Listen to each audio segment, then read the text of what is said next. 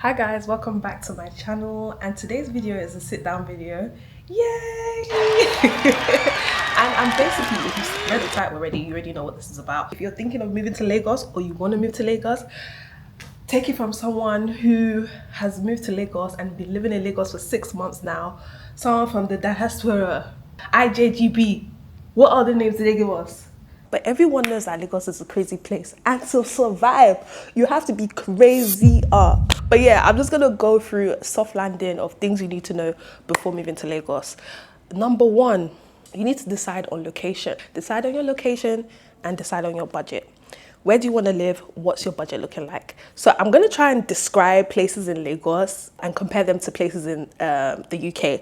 So for example, everyone knows that Lekki is the hub of Lagos.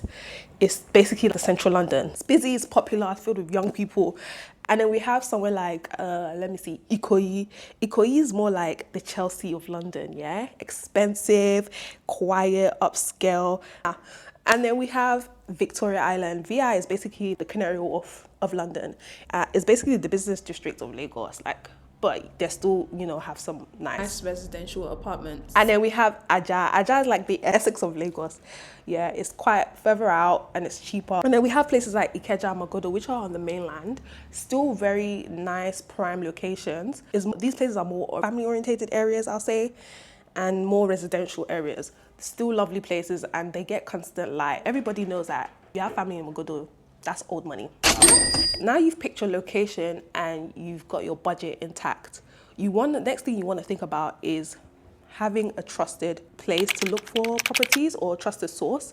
So I would recommend if you have a family member or you have a friend who maybe has gone through what you're trying to do, I would say ask them for their agent. That way, they're trusted and they're reliable.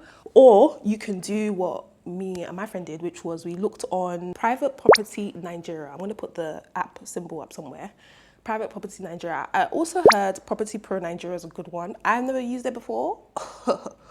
Disclaimer, but I heard it's really good. I know people that have used it. So sorry, I'm looking over here because I made notes so I don't forget my notes. Scammers are very common when it comes to this property stuff. So you want to make sure you have a trusted source. Right, cool. So now you figured out who you're going to go with. The next step is understanding that the basics is basically a luxury in Nigeria.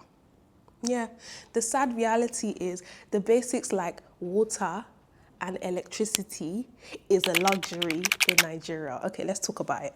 So electricity, hey, major key. When you're looking for a place, you need to make sure wherever you're going to look for a place, they have 24-hour lights. What did I say?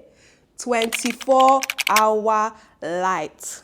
And that can look like maybe living in an area where it's band A. Property has a solar system, like a solar panel thing, or they have, what's this thing called again?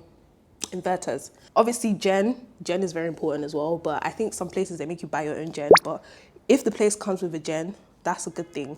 We have water. So this might not be a problem everywhere.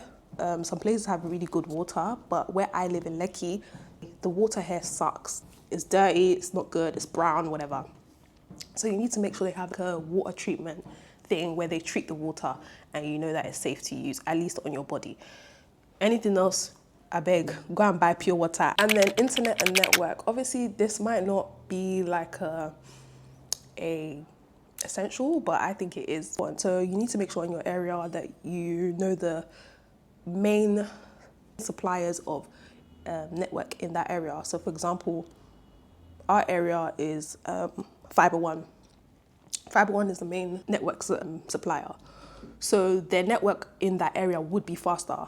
So if, for example, it might be in another area, it might be MTN. And then there's other things like security. So you need to make sure there's security, 24-hour security, or CCTV cameras or something. Now, depending on how quickly or slowly you want this process to go, is really, really up to you, because me and my friend, we found a place within a week of looking. But obviously we were just pushing all our energy into that and going to viewings after viewings after viewings. Some of you may be working, so you might not have the time, or you might have to tailor your time or schedule your time around work. Fine. But you can literally speed this process up or slow it down as much as possible. This is Nigeria. Anything goes. If you want a property in 2 days, they can do that. You found somewhere you like. congratulations, because that's another thing. Just don't expect perfection in Nigeria. I mean, it's there, it's there. It's going to be very expensive, but don't expect perfection. Like nothing is going to be perfect about the house. So you just have to pick what's important to you and what's not important to you. And one thing I'll say is before making payment, please, don't say I didn't want you. Pay directly to your landlord, not the agent, not the person that took you to the agent. Once you found your place, make sure you tell your agent you want to get in contact with your landlord and make your payment directly to them, because agents are squandering people's money, running away with people's money. Be vigilant and be careful, guys. Make sure you review the contracts, have someone read over it. Chat, put that shit, put it in ChatGPT or any AI tool, ask them to read over it for you. If there's any areas of concern, then obviously you can highlight that to your landlord. Final step, I would say, before you move in as well, you also want to speak to the people that live in the area or that live in the apartment block. Make sure you speak to them, ask them questions like, what's the electricity like? What's the water like? How often is there electricity? Are there any hidden fees?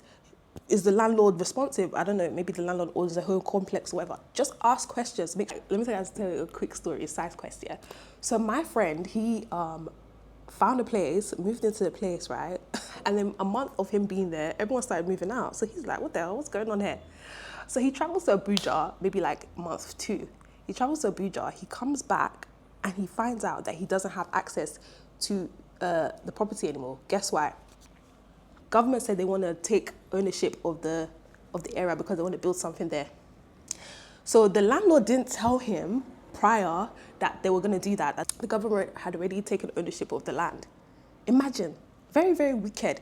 And she did not repay him back his money. Like, she was running away. She was avoiding him. She didn't want to pay back his money. She was like, oh, because, you know, they did it to me, so I have to do it to you. That's literally people's mentality here. So be careful, guys. Speak to people in the area. Make sure you ask questions. Obviously, there are a lot of extra costs. It's not only money for rental. There are extra costs that you might not know about. There's agency fees, legal fees, caution fees, service charge fees, breathing fees. So you need at least 30 to 40% of your budget just to make sure you know you have all these other areas covered as well. Then my final advice for you guys is honestly enjoy your process, trust your instincts, don't rush too much. Trust your instincts, that's number one. If something feels off, go with it. When you speak to your agent, just be like, yo, do you have any other properties like this that are similar in the same area? And he will show you everything he knows. That saves you having to jump from agent to agent to agent. But yeah, keep your options open. Don't rush the process. And if you like, follow my advice. If you like, don't follow it. Now you know. Sorry guys, I forgot to say, sorry, my wig is off now. Don't really care. I forgot to say, drop in the comment section any advice that you may have. If you live in Lagos already, if you're moving to Lagos, drop any advice. And like the video if you've learned something new. Subscribe to my channel if you like watching vlogs. And yeah, there's a whole bunch of Lagos vlogs on my channel, so stay tuned and there's more coming. Bye guys.